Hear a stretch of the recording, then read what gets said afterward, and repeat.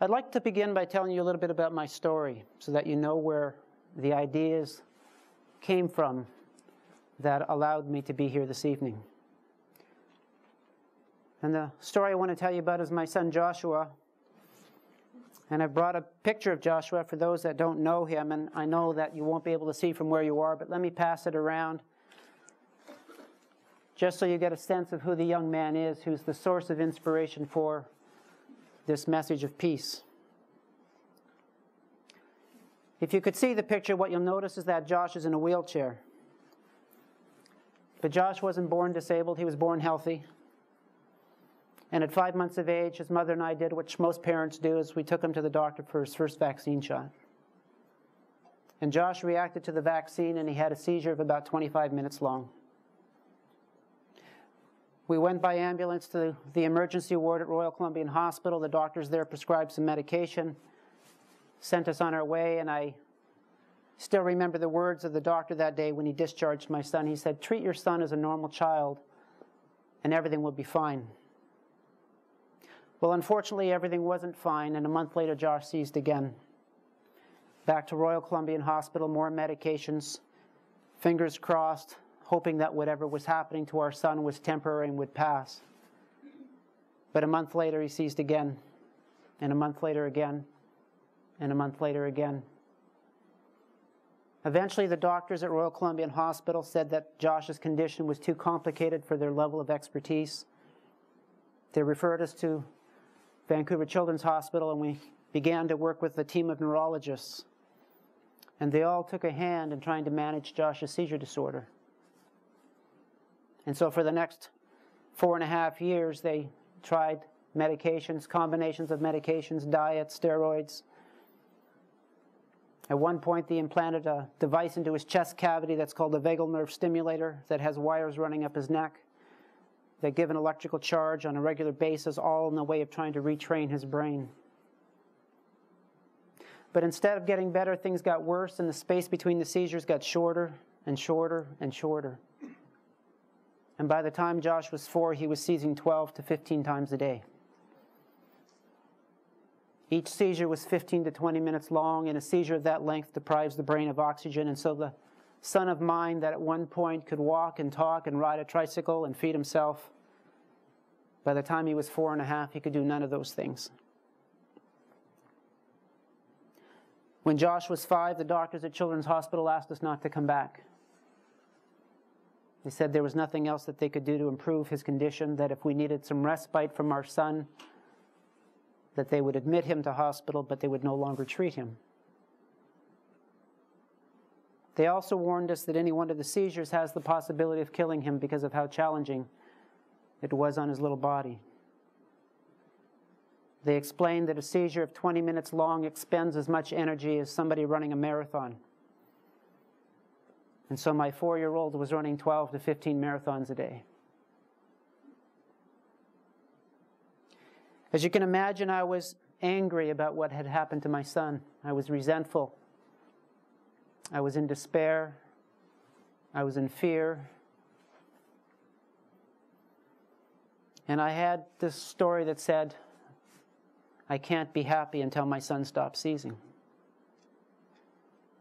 And so while I thought that, while I watched my son seize over and over and over again, my anger and my resentment grew.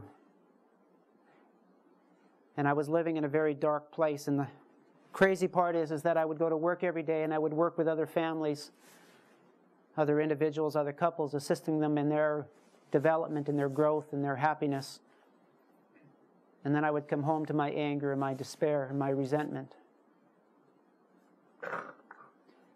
And the tools that I had in my toolbox that were part of my professional training somehow didn't seem adequate to lift me out of my darkness.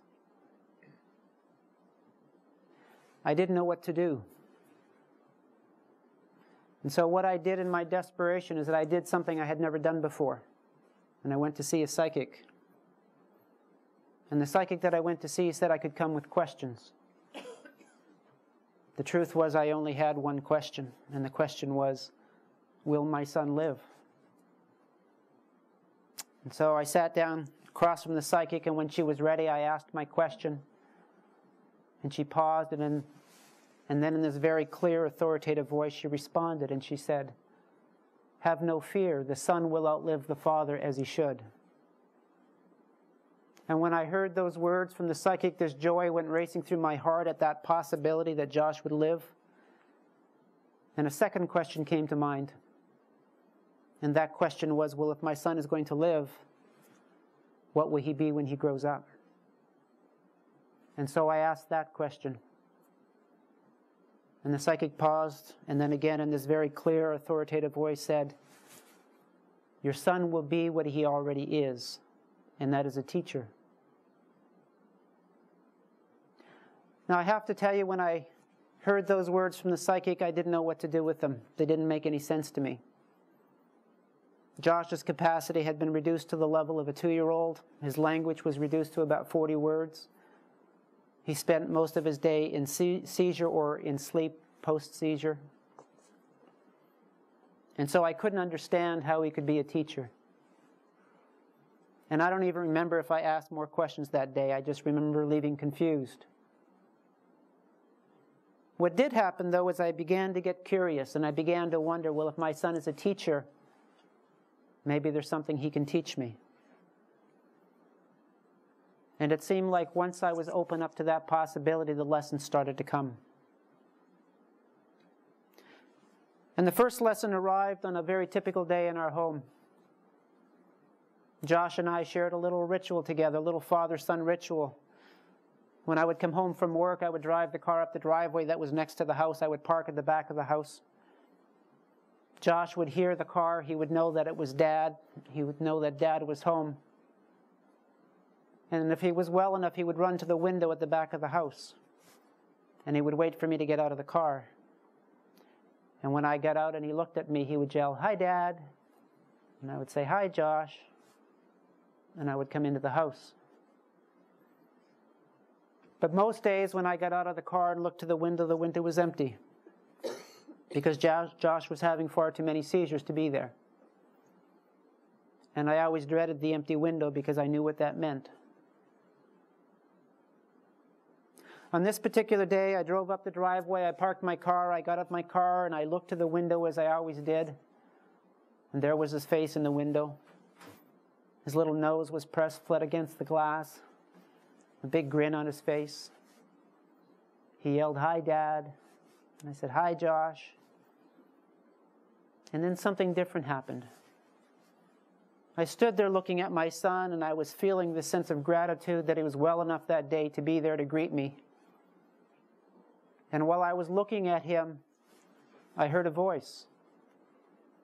And the voice was as if it was spoken out loud. And what I heard was actually a question.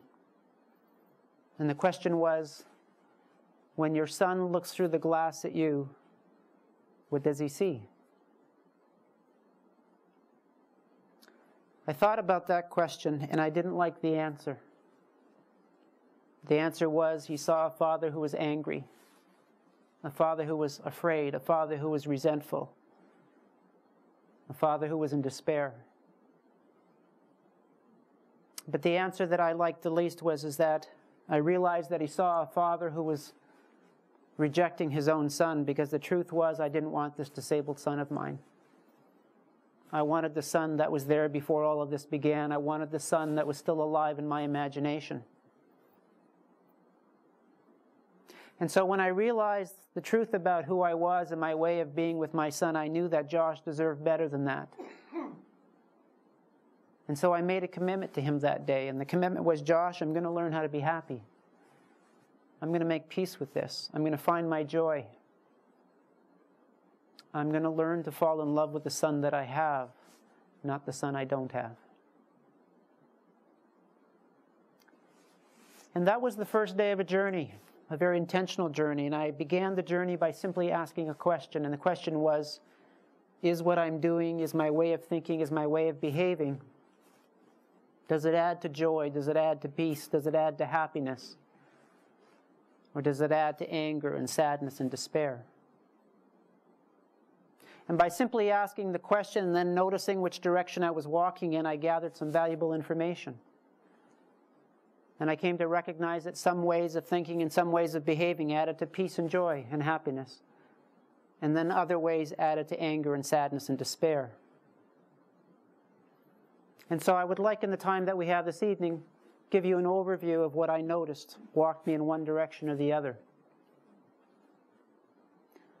Probably the most important thing that I came to understand is that I was responsible for all of it.